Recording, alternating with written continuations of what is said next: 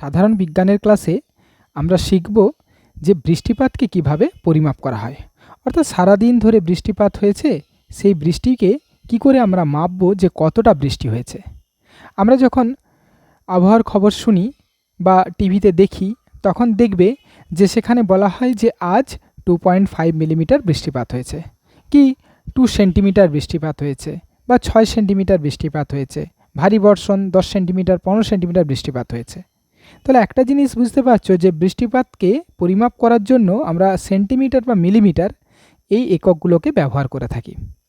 একটা মজার বিষয়, তোমরা প্রত্যেকেই জানো যে এই সেন্টিমিটার বা মিলিমিটার এটা কিসের জন্য ব্যবহার করা হয়? না কোনো দৈর্ঘ্য পরিমাপ করার জন্য ব্যবহার করা হয়, অথবা গভীরতা, উচ্চতা এগুলো পরিমাপ করার জন্য ব্যবহার করা হয়। কিন্তু সেই একই জিনিস আমাদের কতটা বৃষ্টিপাত হয়েছে সেটাকেও মাপা হচ্ছে। এখন বৃষ্টিপাতটা কি? বৃষ্টিপাত হচ্ছে মেঘ থেকে যে জল নিচে নেমে আসে, সেটাই বৃষ্টিপাত। তার মানে জলকে আমরা পরিমাপ করছি, মানে কতটা জল হয়েছে সেটা পরিমাপ করছি সেন্টিমিটার, মিলিমিটার এইসব এককের সাহায্যে। এখন মজার বিষয় যে জলকে যখন আমরা পরিমাপ করি, মানে তার আয়তন পরিমাপ করি, তাই না? তাহলে আয়তন পরিমাপ করি আমরা সিসিতে, মানে কিউবিক সেন্টিমিটারে। তাহলে এই এককে তো ব্যবহার করা উচিত ছিল, অথচ আমরা দৈর্ঘ্যের এককে ব্যবহার করি। তাহলে এর কনসেপ্টটা কি? তাহলে বৃষ্টিপাত পরিমাপ করার ক্ষেত্রে তার কনসেপ্টটা হচ্ছে, তার জন্য মনে করো এটা একটা সমতল ভূমি, ঠিক আছে, আর এখানে বৃষ্টি হচ্ছে। এইবার ধরো 1 ঘন্টা ধরে বৃষ্টি হচ্ছে। একটা জিনিস মাথার মধ্যে রাখো যে এই সমতল ভূমির উপর যে জল উপর থেকে নিচে নেমে আসছে, সেই জল কিন্তু গড়িয়ে অন্যত্র কোথাও চলে যাচ্ছে না। আর 2 নম্বর কি না, চুইয়ে চুইয়ে জল হচ্ছে মাটির নিচে প্রবেশ করছে না।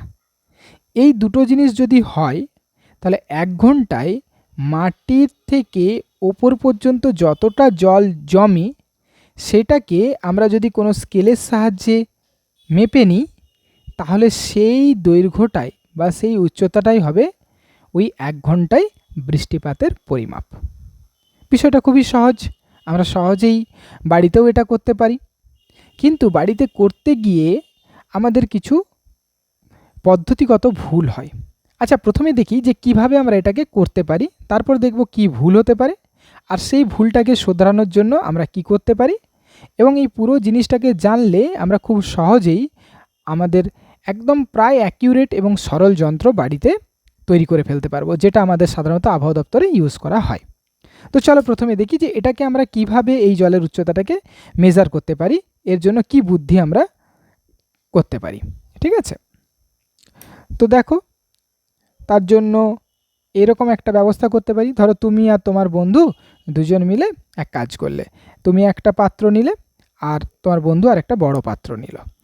এই দুটো পাত্র ভালো করে দেখো, দুটোই কিন্তু সিলিন্ড্রিক্যাল, মানে এই ধারগুলো কিন্তু সোজা, আর এই ওপরের মুখের দিকে যতটা চওড়া, নিচের দিকটাও তো ততটা চওড়া। বাঁকা শঙ্কু আকৃতির এরকম হলে কিন্তু হবে না। এবার তোমরা কি করলে, এই দুটো পাত্রকে ছাদের উপর রেখে দিলে। এবার ছাদে রেখে দিলে প্রায় 1 ঘন্টা ধরে বৃষ্টিপাত হলো, দেখা গেল দুটো পাত্রে বৃষ্টির জল জমা হলো।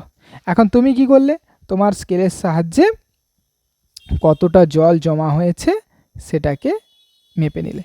এটা প্রায় 1.7 সেন্টিমিটার। তুমি বললে যে আজকে 1 ঘন্টায় 1.7 সেন্টিমিটার বৃষ্টিপাত হয়েছে। তোমার বন্ধু তার পাত্রে কতটা জল জমা হয়েছে সেও মেপে নিল, আর সে দেখলো যে এটা প্রায়, আগের মেজারমেন্টটা একটু দেখে নিই, এটা 1.7 নয়, এটা হচ্ছে 0.7 সেন্টিমিটার, ঠিক আছে। আর তোমার বন্ধু মেজার করলো যে এটা প্রায় 0.4 সেন্টিমিটার। তাহলে 1 ঘন্টাতে দুজনে একই জায়গায় বৃষ্টিপাতের পরিমাপ করছো, অথচ তোমার 0.7 সেন্টিমিটার আর তোমার বন্ধুর 0.4 সেন্টিমিটার। তাহলে কোনটা সঠিক? কিন্তু দুজনেই সমপরিমাণ কিন্তু সম আয়তনের জল কিন্তু কালেক্ট করেছো। কি করে বুঝবে? কারণ তোমার জলটাকেও একটা মাপনী চোঙে বা মেজারিং সিলিন্ডারে ঢেলে দাও, আর তোমার বন্ধুর জলটাকেও আবার সেই মেজারিং সিলিন্ডারে ঢালো, দেখবে যে একই আয়তনের জল কিন্তু দুজনে কালেক্ট করেছে, কিন্তু দুজনের উচ্চতা আলাদা। তাহলে এই পদ্ধতিতে যদি আমরা মেজারমেন্ট করি কতটা বৃষ্টি হয়েছে, অথবা আমরা যদি কোনো প্রজেক্ট করি, তাহলে কিন্তু আমাদের ভুল হয়ে যাবে। আর আমাদের আবহাওয়া দপ্তর থেকে যতটা পরিমাণ বৃষ্টির কথা বলবে, আর তোমার মাপা বৃষ্টি কখনোই মিল হবে না। তাহলে আগে দেখে নিই যে আবহাওয়া দপ্তরে কী রকম স্ট্যান্ডার্ড, কোন ইনস্ট্রুমেন্ট তারা ব্যবহার করে এবং কিভাবে তারা মেজারমেন্ট করে, সেটা যদি আমরা একবার জেনে যাই তাহলে আমরাও সহজেই সেটাকে বাড়িতে তৈরি করতে পারবো আর বুঝে যাব যে বৃষ্টিপাতকে কিভাবে পরিমাপ করা হয়। আমাদের আবহাওয়া দপ্তরে বৃষ্টির পরিমাপ করার জন্য যে যন্ত্রটা ব্যবহার করা হয় তার ডায়াগ্রাম কিছুটা এরকম। কি থাকে না, এইটা একটা বাইরের বড় একটা পাত্র থাকে, ঠিক আছে, এটা একটা সিলিন্ড্রিক্যাল একটা পাত্র থাকে চোঙাকৃতি, আর তার সঙ্গে একটা ফানেল, মানে তেল ঢালা যে চুঙিগুলো আমরা ব্যবহার করি না বাড়িতে, সেই ফানেলটা থাকে। আর এই যে বাইরের পাত্রটা যতটা চওড়া, ফানেলটার চওড়াও মুখটাও ততটাই চওড়া হবে, তাহলে একদম আঁটোসাঁটোভাবে থেকে যাবে। আর ফানেলের যে ছিদ্রটা সেটা আরেকটা ভেতরে পাত্রর সঙ্গে দেওয়া থাকে, ঠিক আছে। এবার ওপর থেকে বৃষ্টির জল এলো, সেই বৃষ্টি এই ফানেলটা হয়ে ধীরে ধীরে এই পাত্রে গিয়ে জমা হয়। খুব সহজ একটা জিনিস। আর এই টোটাল সিস্টেমটা, টোটাল যে যন্ত্রটা, এটাকে বলা হয় রেন গেজ। এটা থাকে কি, এটা কংক্রিটের একটা স্ল্যাবের মধ্যে ভালো করে রাখা থাকে। এইবার যতটা জল, ধরো এই পরিমাণ জল জমা হলো, কতটা জল জমা হলো সেটাকে আস্তে করে এই একটা মেজারিং সিলিন্ডারের মধ্যে ঢেলে দেওয়া হয়। আর মেজারিং সিলিন্ডারটা ভালো করে দেখো, এখানে 1 2 3 4 করে এরকম করে কতগুলো মার্কিং করা থাকে। এই 1 থেকে 2 এর মাঝে আরও 5টা মার্কিং করা থাকে। আর এই মার্কিংগুলো মিলিমিটারে থাকে। এই মার্কিংগুলো কিসে? মিলিমিটারে। মানে এই যে সেন্টিমিটার স্কেল দেখছো, এটা সেন্টিমিটার স্কেল, আর এখানে যে তুমি পরিমাপটা পাবে সেটা মিলিমিটারে। এইবার জলটা যখন এখানে ঢালা হলো তখন দেখা গেল যে জল প্রায় ধরো এতটা পর্যন্ত এসেছে। তাহলে এটা প্রায় তোমার মেজারমেন্ট কত হবে, এখানে একটা দাগ থাকে, দাগ থেকে তুমি সহজেই বুঝে যাবে যে এটা ধরো 1.3 মিলিমিটার বৃষ্টিপাত হয়েছে। আর সাধারণত আমাদের আবহাওয়া দপ্তরে প্রত্যেক দিন সকাল 8:30টার সময় 8:30 AM তোমার কতটা বৃষ্টি হয়েছে সেই খবরটা দেওয়া হয়। মানে আজকে সকাল 8:30টার সময় মেজার করা হলো, আবার পরের দিন 8:30, মানে সারা দিন ধরে কতটা বৃষ্টিপাত হলো সেটাকে এখানে জমা করা হয়। তারপরে মেজারিং সিলিন্ডারে সেটাকে ট্রান্সফার করা হয় এবং সিলিন্ডারের গায়ে মিলিমিটারে দাগ করা থাকে, সেই দাগ থেকে সহজেই বোঝা যায়। তাহলে এই যন্ত্রটা সরল যন্ত্র, এটা আমরা কি বানাতে পারবো না বাড়িতে? অবশ্যই বানাতে পারবো, কিন্তু এই যন্ত্রে যা মেজারমেন্ট দেখাবে আর তোমার বাড়িতে তুমি যেটা বানাবে সেটা একই মেজারমেন্ট দেখাতে গেলে যে ক্যালকুলেশনটা প্রয়োজন বা যেটা তোমাকে মাথায় রাখতে হবে সেটা এরকম। সাধারণত আমাদের ইন্ডিয়ান স্ট্যান্ডার্ড অনুযায়ী এই যে ফানেলটা নেওয়া হয় না, এই ফানেলটাকে আমি আলাদা করে দেখাচ্ছি, দাঁড়াও, এই ফানেলটাকে আলাদা করে দেখাচ্ছি।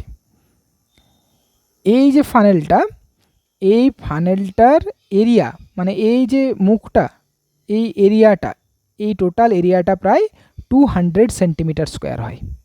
তার মানে এর যে ব্যাস বা ডায়ামিটার, মানে AB একটা কোণা থেকে আরেকটা কোণা পর্যন্ত যে লেন্থটা যদি আমরা স্কেল দিয়ে মেজার করি সেটা প্রায় 16 সেন্টিমিটারের মতো হয়। কি বললাম? তাহলে তোমাকে এমন একটা চুঙি নিতে হবে যার খোলা মুখের একটা প্রান্ত থেকে আরেকটা প্রান্তর যে দৈর্ঘ্য সেটা প্রায় 16 সেন্টিমিটার। ঠিক আছে, 16 সেন্টিমিটার না পাওয়া গেলে কি করতে হবে সেটা আমি পরে বলছি।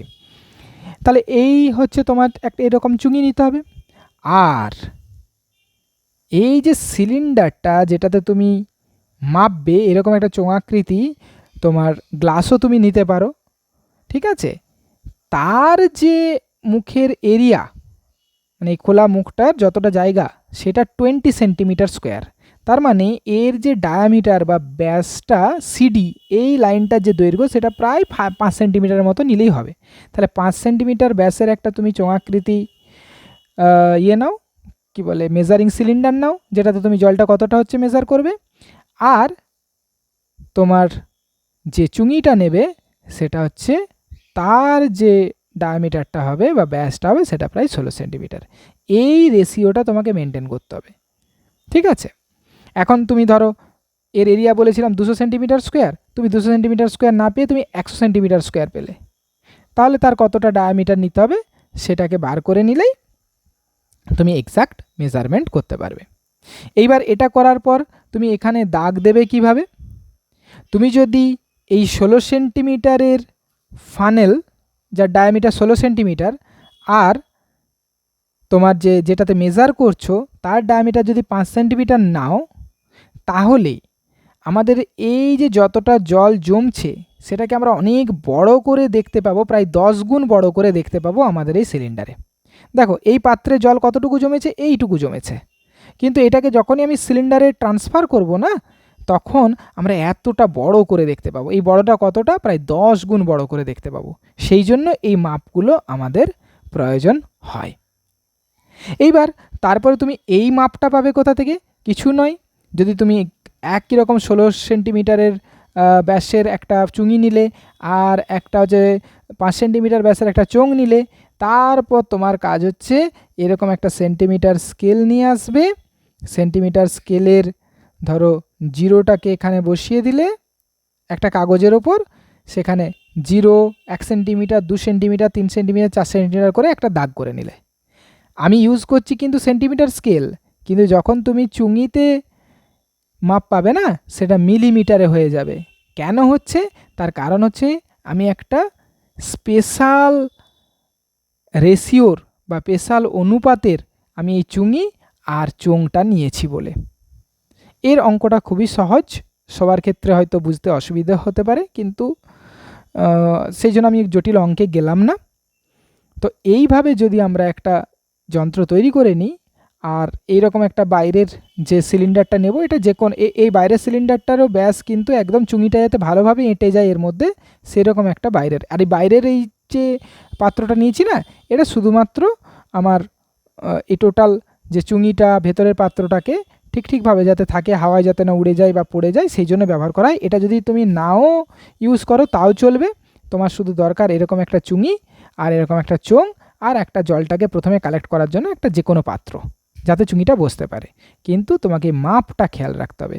এইরকম একটা তৈরি করে নিতে পারলেই তুমি যে পরিমাপটা পাবে কতটা বৃষ্টিপাত হয়েছে, সেটা কিন্তু প্রায় একদম অ্যাকিউরেটই প্রায় বলা যায়, যেটা তোমার আবহাওয়া দপ্তর থেকে বলবে। তো আজকে তাহলে আমরা খুব সহজেই সুন্দরভাবে বুঝতে পারলাম যে বৃষ্টিপাত কিভাবে মাপা হয়, তার বৃষ্টিপাত মাপার একক কী, আর তার পিছনে কনসেপ্টটা কী, এগুলো। আশা করি ভালো লাগছে। এরকম আমরা আরও বিভিন্ন সাধারণ বিজ্ঞানের যে ভিডিও নিয়ে আসবো তোমাদের জন্য।